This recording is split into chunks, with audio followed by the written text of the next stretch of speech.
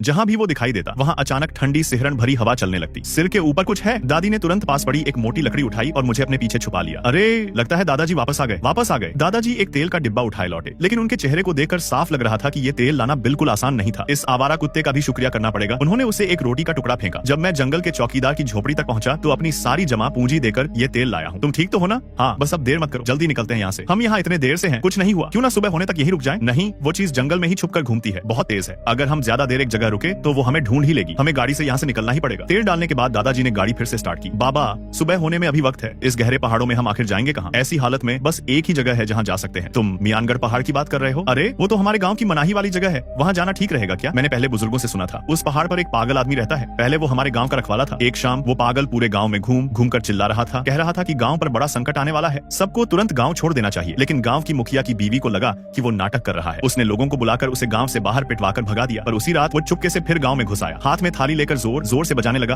और बार बार वही बात दोहराने लगा। कुछ डरपोक गाँव वालों का दिल डगमगाने लगा। कहीं ये सच तो नहीं बोल रहा? क्या सच में गाँव पर कोई आफत आने वाली है? पर इसका दिमाग ठीक नहीं। कहीं ये झूठ बोल रहा हो तो? भाई, सावधानी में ही भलाई है, कुछ दिन के लिए गाँव छोड़ देते हैं। तभी अचानक मुखिया की बीवी गुस्से में गली में आ गई। उसके हाथ में हथियार था। साफ था कि वो उसी पागल के पीछे आई है। दोनों में हाथापाई शुरू हो गई। पागल ताकतवर था, उसने उसे एक ही बार में बेहोश कर दिया। इतने में मुखिया और बाकी लोग पहुंच गए। उन्होंने उस पागल के पैर तोड़ दिए और उसे उठाकर गांव से बाहर फेंक दिया। बेबस होकर वो मियानगढ़ पहाड़ की तरफ चला गया। और फिर सिर्फ 2 दिन बाद गांव के पश्चिम में बहने वाली बड़ी नदी अचानक टूट गई। पानी का सैलाब आया और पूरे गांव को डुबो दिया। जो लोग पहले ही गांव छोड़ चुके थे वो बच गए, बाकी आधे गांव वाले मौत के मुंह में चले गए। मुखिया तो किसी तरह बच गया, लेकिन उसने सारी गलती उस पागल पर डाल दी। तभी से मियानगढ़ पहाड़ को अपशकुनी मानकर गांव की मनाही वाली जगह बना दिया गया। लेकिन अजीब बात यह थी, जब भी गांव पर कोई मुसीबत आती, जो भी उस पहाड़ पर भागकर जाता वो हमेशा सुरक्षित बच जाता। नक्शे के हिसाब से यहाँ से मियानगढ़ पहाड़ अभी भी 200 किलोमीटर दूर है। आज रात वहाँ पहुँच पाएंगे या नहीं कहना मुश्किल है। गाड़ी चले अभी ज्यादा देर नहीं हुई थी, तभी अचानक मुझे एक जानी पहचानी आवाज सुनाई दी। वो आवाज बार बार गूंज रही थी, भाग नहीं पाओगे, चाहे दुनिया के किसी भी कोने में चले जाओ, मैं तुम्हें ढूंढ ही लूं। मैं आंखें फाड़कर चारों तरफ देखने लगा, लेकिन आसपास कुछ भी नहीं था। वो आवाज फिर से नहीं आई, पर मेरे दिल के अंदर एक अजीब सी बेचैनी बनी रही। ऐसा लग रहा था जैसे कोई हमें अपनी बड़ी सी मुट्ठी में जकड़ कर पकड़े हुए हो। बुरा हुआ, बाहर फिर से तेज हवा चलने लगी। कहीं वो चीज फिर से हमारे पीछे तो नहीं आ गई? दादाजी कुछ नहीं बोले, बस स्टीयरिंग को कसकर पकड़े रहे, लेकिन उनकी आंखों में भी डर साफ झलक रहा था। दादाजी ने एक्सीलेटर पूरी ताकत से दबा दिया, जैसे किसी भी हालत में यहाँ से भाग जाना चाहते हो। मैंने गलत तो नहीं देखा? इतना बड़ा हाथ। उन्होंने तुरंत आंखें बंद कर ली, जैसे खुद को समझा रहे हो ये सब बस एक भ्रम है। वो आवारा कुत्ता भी कुछ महसूस कर चुका था। वो सिकुड़ कर बैठ गया और डर के मारे कांपने लगा। दादाजी बार बार खिड़की के बाहर झांक रहे थे। उनके माथे पर पसीना टपक रहा था, जैसे उन्हें डर हो कि वो चीज अभी भी हमारा पीछा कर रही है। ये चीज सच में बहुत खतरनाक है। इतने सारे गांव वालों को मारने के बाद भी इसका मन नहीं भरा क्या? तुम लोग पीछे बैठकर सावधान रहना। अगर वो बड़ा हाथ गाड़ी के अंदर घुस आया तो किसी भी हालत में खुद को उसके हाथ में मत आने देना। मैंने सुना है उसके पंजे जहरीले होते हैं। ये बात सुनकर मेरे दिमाग में एक पुरानी याद ताजा हो गई। कुछ साल पहले की वो डरावनी रात। गांव की खामोशी अचानक पड़ोसी रामलाल काका की दिल दहला देने वाली चीख से टूट गई थी। जब गांव वाले मशाल लेकर उनके घर की तरफ दौड़े तो अंदर सिर्फ खून का एक बड़ा सा धब्बा था, लेकिन रामलाल काका कहीं नहीं थे, जैसे वो हवा में गायब हो गए हों। किसी ने कहा था कि उसने छत पर एक काला साया झलकते देखा था। कुछ लोग बोले ये पहाड़ी दानव का काम है, तो कुछ बोले जंगल का कोई शैतान नीचे आया है। लेकिन उस रात आखिर क्या चीज रामलाल काका को उठा ले गई, ये आज तक एक रहस्य ही बना हुआ है। ये घटना हमेशा मेरे दिल में डर बनकर बैठी रही और अक्सर मेरे सपनों में भी आती रही। क्या उस रात वाला साया और आज हमें पीछा करने वाली चीज एक ही है? फालतू की बातें मत सोचो, दादाजी बोले। हो सकता है हम ज्यादा डर गए हैं और ये सब हमारा वहम हो। दादाजी की बात के बाद गाड़ी के अंदर सन्नाटा छा गया। चारों तरफ का माहौल बहुत भारी और डरावना हो गया था। करीब आधे घंटे तक गाड़ी चलती रही और अचानक मुझे भी अजीब सी घबराहट होने लगी। इतना बड़ा है, आज तो मैं तुझसे भिड़ ही जाऊंगा। दादाजी अचानक गुस्से से आग बबूला हो गए, बिल्कुल अलग इंसान लग रहे थे। मैंने आगे देखा, लेकिन हल्की सी धुंध के अलावा वहाँ कुछ भी नजर नहीं आ रहा था। अगर थोड़ी देर में कुछ गड़बड़ हो जाए तो मैं गाड़ी की स्पीड कम करने की कोशिश करूंगा। तुम दोनों मौका देखकर कूद जाना और सीधे पानी की तरफ भागना। दादाजी ये कहकर एक्सीलेटर से पैर हटाते हैं और ब्रेक दबाने की कोशिश करते हैं, लेकिन जैसे ब्रेक के नीचे कुछ फंस गया हो। मैंने भी पूरी ताकत से ब्रेक दबाया, पर कोई असर ही नहीं हुआ। मैंने पीछे की तरफ देखा और अचानक कुछ समझ आया। ये अचानक इतनी तेज हवा कैसे चलने लगी? बाबा, क्यों ना गाड़ी सीधे पानी में डाल दें? वो चीज पानी से डरती है। तुम दोनों ठीक तो हो? मैंने पीछे ध्यान से देखा, कुछ भी नजर नहीं आया। लगता है वो चीज सिर्फ तुम्हारे दादाजी के पीछे पड़ी है। मुझे तो कुछ भी दिखाई नहीं दे रहा, पर ऐसा लग रहा है जैसे सामने कुछ रास्ता रोककर खड़ा है। मैं गाड़ी चलाता हूँ। दादाजी ने गाड़ी रोक दी। मैं तुरंत ड्राइविंग सीट पर आ गया। हमने जगह बदल ली। ध्यान से चलाना, अगर कुछ भी अजीब लगे तो तुरंत बताना। थोड़ी ही दूर चले थे कि मैंने बगल के एक पहाड़ पर एक बहुत बड़ा काला साया देखा। अंदाजा लगाया तो वो साया करीब 3 मीटर लंबा था। देखने में बिल्कुल वैसा ही जैसा गांव वाले उस रहस्यमयी राक्षस के बारे में बताते थे। जल्दी खिड़की के बाहर देखो बाबा, जल्दी देखो पहाड़ पर अब तो बड़ी मुसीबत हो गई। अरे ओ लड़के, जल्दी स्पीड बढ़ा। यहाँ से पानी भरने की जगह ज्यादा दूर नहीं होगी, वहाँ लोग ज्यादा होंगे। अगर हम भीड़ में मिल गए तो शायद उससे बच जाए। थोड़ी देर बाद हम लोग पानी भरने वाली जगह पहुंच गए। आधी रात का समय था। बहुत सारे ट्रक ड्राइवर वहीं रुककर आराम कर रहे थे। हम जैसे ही गाड़ी से उतरे, कई ड्राइवर पास की छोटी सी दुकान पर खाना खा रहे थे, पानी पी रहे थे। क्या हम यहाँ छुप जाएं तो वो चीज हमें ढूंढने नहीं आएगी?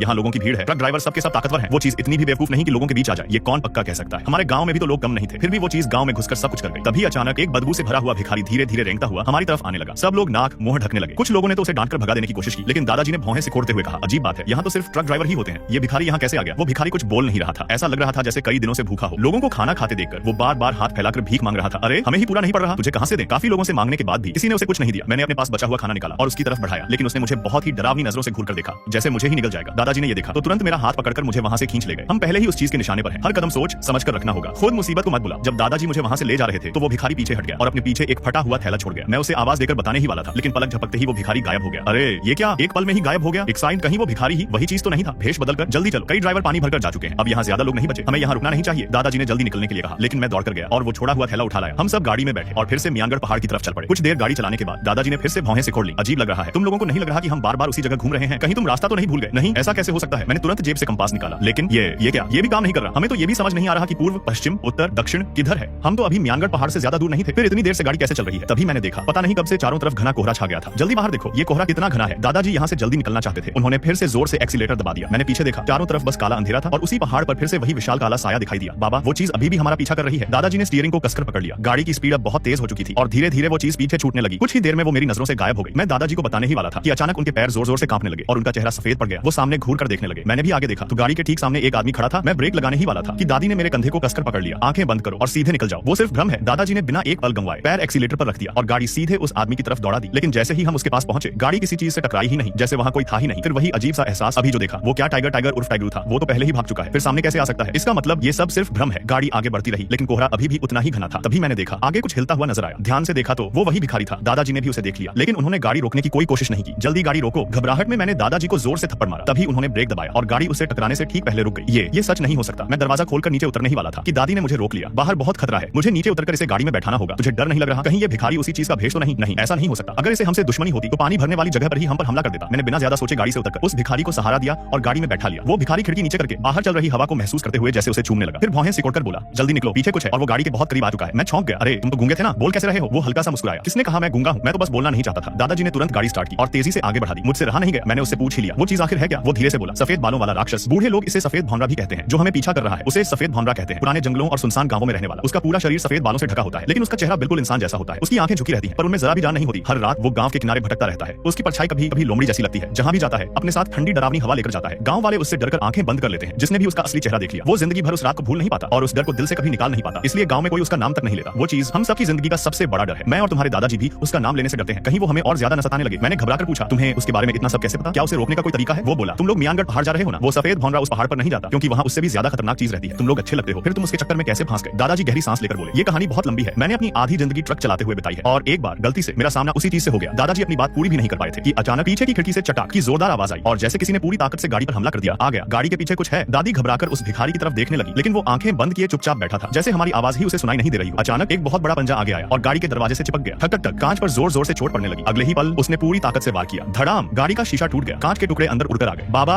जल्दी स्पीड बढ़ाओ, इसे पीछे छोड़ो। दादाजी के हाथ कांप रहे थे, लेकिन उन्होंने पूरी ताकत से एक्सीलेटर दबा दिया। अरे भिखारी बाबा, कुछ तो करो, हमारी मदद करो। लेकिन उसकी प्रतिक्रिया ने हमें चौंका दिया। वो बिल्कुल शांत बैठा था और उसके होंठ धीरे धीरे कुछ बुदबुदा रहे थे। हम दोनों, मैं और दादी, बिल्कुल बेबस थे। हम सीट के नीचे झुककर छुप गए। तभी वो बड़ा पंजा अंदर घुसने लगा। हम दोनों इधर उधर खिसकते रहे, उससे बचने की कोशिश करते रहे। जब लगा कि अब वो हमें पकड़ ही लेगा, तभी मेरे दिमाग में एक ख्याल आया। मैंने तुरंत काले कुत्ते को बाहर फेंक दिया। जैसे ही कोई जिंदा चीज नीचे गिरी, सफेद भौंरा गाड़ी छोड़कर उसकी तरफ झपट पड़ा। करीब 20-25 सेकंड बीते ही थे। बुरा हुआ, पेट्रोल खत्म होने वाला है। गाड़ी की रफ्तार धीरे धीरे कम होने लगी और मुझे पीछे से हड्डियां टूटने की आवाजें सुनाई देने लगी। सोचकर ही डर लग रहा था, ये दानव कितना भूखा होगा। इस बीच कोहरा और भी घना होता जा रहा था। अगर गाड़ी यहीं रुक गई तो हम सब उसी के शिकार बन जाते। तभी अचानक धम, वो सफेद भौंरा सीधे गाड़ी की छत पर कूद गया। गाड़ी जोर से हिल गई, लगभग पलटने ही वाली थी। उसके पंजे छत में धंस गए, लोहे की छत तक चीर दी उसने। मैंने ऊपर देखा, वो भयानक पंजा ठीक मेरे सिर के ऊपर था। अगर बीच में ये लोहे की परत ना होती तो मैं अब तक मर चुका होता। धीरे धीरे वो पंजा नीचे घुसने लगा और जाकर दादी के कंधे में धंस गया। दादी ने दर्द सहते हुए भी आवाज नहीं निकाली। दादाजी की आंखें अचानक फैल गईं, जैसे उन्हें कुछ दिख गया हो। उन्होंने तुरंत गाड़ी मोड़ी और साइड वाली पगडंडी पर घुमा दी। आगे एक बड़ा पेड़ गिरा हुआ था। दादाजी ने जोर से एक्सीलेटर दबाया और सीधा उसी पर गाड़ी चढ़ा दी। धड़ाम से टक्कर हुई और वो चीज छत से उछलकर दूर जा गिरी। दादाजी ने तुरंत ब्रेक लगाया। भागो। हम तीनों तुरंत गाड़ी से कूदकर नीचे उतरे। वो चीज जोर से टकराई है, अभी कुछ देर नहीं उठेगी, जल्दी भागो। तभी मुझे ध्यान आया, अरे वो भिखारी कहाँ गया? मैं आखिरी में उतरा था, लेकिन वो कहीं नजर नहीं आया। छोड़ो उसे, पहले अपनी जान बचाओ। हम तीनों जान लगाकर भागने लगे, लेकिन अंधेरा बहुत घना था। डर, थकान और भूख सब मिलकर हालत खराब कर रहे थे। कुछ ही दूर भागने के बाद दादी गिरने लगी। नहीं तुम लोग जाओ, मैं अब नहीं दौड़ सकती, वो चीज आएगी, मैं उसे रोक लूंगी, थोड़ा वक्त मिल जाएगा तुम्हें। मैं दादी को पकड़कर साथ ले जाना चाहता था, लेकिन दादाजी ने मुझे रोक दिया। उसे साथ लेकर गए तो हम तीनों नहीं बचेंगे और दादाजी ने मुझे जबरदस्ती खींच लिया। हमें दादी को वहीं छोड़ना पड़ा। लेकिन हम ज्यादा दूर नहीं भागे थे कि अचानक पीछे से उनकी दिल दहला देने वाली चीखें सुनाई देने लगी। अब मुझसे सहा नहीं गया, मेरा दिल जैसे सुन्न पड़ गया। तभी अचानक सामने से तेज हवा का एक झोंका आया। हम दोनों का खड़ा रहना मुश्किल हो गया और फिर एक डरावनी दहाड़ सुनाई दी। इतना घना कोहरा था कि दिशा का भी अंदाजा नहीं लग रहा था। भागना तो दूर, रास्ता ही समझ नहीं आ रहा था। अलग अलग भागते हैं। मैंने दादाजी की बात मानी और उठकर आगे की तरफ दौड़ पड़ा, लेकिन दादाजी कुछ पल के लिए रुके और फिर उल्टी दिशा में दौड़ने लगे। मैं चौंक गया, ये क्या? वो तो वापस जाने का रास्ता है। मैं एक पल के लिए ध्यान भटका बैठा और जोर से गिर पड़ा। मेरे हाथ से वो थैला छूटकर दूर जा गिरा, वही थैला जो उस भिखारी ने छोड़ा था। अरे जैसे ही वो खुला, उसमें से एक गिलहरी बाहर निकली और भागने लगी। क्या ये रास्ता पहचान सकती है? मेरे पास और कोई रास्ता नहीं था। मैं उसी गिलहरी के पीछे भागने लगा। वो सूंघते हुए तेजी से आगे बढ़ रही थी। हम करीब आधे घंटे तक तक उस घने जंगल में भागते रहे। धीरे धीरे कोहरा कम होने लगा और सामने एक पत्थर की शिला दिखी जिस पर लिखा था मियानगढ़ पहाड़। वो गिलहरी जाकर एक इंसान के पैर के पास रुक गई। मैंने ऊपर देखा तो वो वही भिखारी था। तुम यहाँ कैसे? जल्दी चलो, मेरे दादाजी को बचाना है। लेकिन वो चुप रहा, कुछ नहीं बोला। वो गिलहरी उसके कंधे पर चढ़ गई जैसे वो उसी का मालिक हो। तभी मुझे समझ आया, क्या तुम्हें पहले से पता था कि ये सब होने वाला है, इसलिए तुमने वो गिलहरी जानबूझकर मेरे लिए छोड़ी थी? वो धीरे से बोला, अपने दादाजी को भूल जाओ, ये सब उसी की वजह से हुआ है। गाड़ी में उसने मुझसे पूछा था कि कैसे बच सकते हैं। मैंने उसे इशारा दे दिया था, अब तुम मेरी जगह पर हो, यहाँ तुम सुरक्षित हो। सफेद भौंरा इस पहाड़ पर नहीं आएगा। मैंने घबराकर पूछा, दादाजी जिस रक्षक की बात कर रहे थे वो कौन है? वो बोला, इस पहाड़ पर जंगली जानवरों के अलावा सिर्फ मैं ही रहता हूँ। मैं हैरान रह गया, तो तुम ही वो गाँव का रक्षक हो? फिर दादाजी तुम्हें पहचान क्यों नहीं पाए? वो हल्का सा मुस्कुराया, 20 साल हो गए जब मुझे गाँव से निकाला गया था, अब मेरा चेहरा इतना बदल चुका है, पहचान पाना आसान नहीं है। फिर उसने मेरी तरफ देखकर कहा, लड़के अगर जिंदा रहना है तो यहीं पहाड़ पर रहना। वो सफेद भौंरा कम से कम 30 साल और जिंदा रहेगा, उसके बाद ही तुम नीचे जा सकते हो।